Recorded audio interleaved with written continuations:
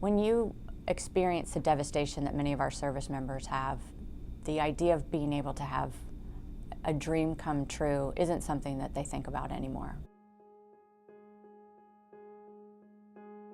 The Warriors Wish program was one of our very first programs, and it was designed to ensure that severely wounded service members still had that amazing hope in their lives that dreams could come true. Having a Warriors Wish granted, it impacts the service member and it impacts the family. It's beyond that financial grant. It's what happens after that grant is awarded and after that grant is used and how that has impacted their lives, both physically, mentally, and the whole family unit. They have a community-based organization like Hope for the Warriors that is not only investing in their wish, but cares about them. I enlisted in the Air Force in September of 1997, and I ended up serving 20 years, 4 months, and 12 days.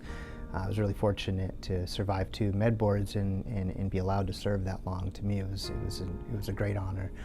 During that time, I deployed twice to Afghanistan, once to Iraq, once to Africa. I deployed to Armenia, deployed to Okinawa twice, and I deployed to 39 other countries, so everywhere in the world with the exception of Antarctica and Australia. Leaving the military, leaving behind that life and the equipment was a rough transition to me, because I sort of left a part of myself when I had to turn in all of my government-issued camera gear, and I didn't have any personally owned equipment really at that time, so it would be like taking the brushes away from a painter. My experience with Hope for the Warriors has been nothing but positive, nothing but inspirational. They purchased some underwater camera gear for me, this camera right here and some lights. I had never made a photograph underwater, but I spent all summer diving and learning to use the equipment they purchased, and it's sort of bringing life back into me. Once the wish is granted, I really encourage all of our veterans to work with our communications team.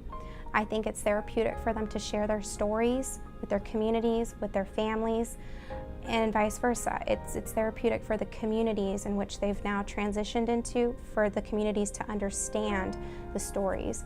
It's also important, once a wish has been granted, for the veteran to pay it forward. That is something that our selection committee holds dearly when they review each application.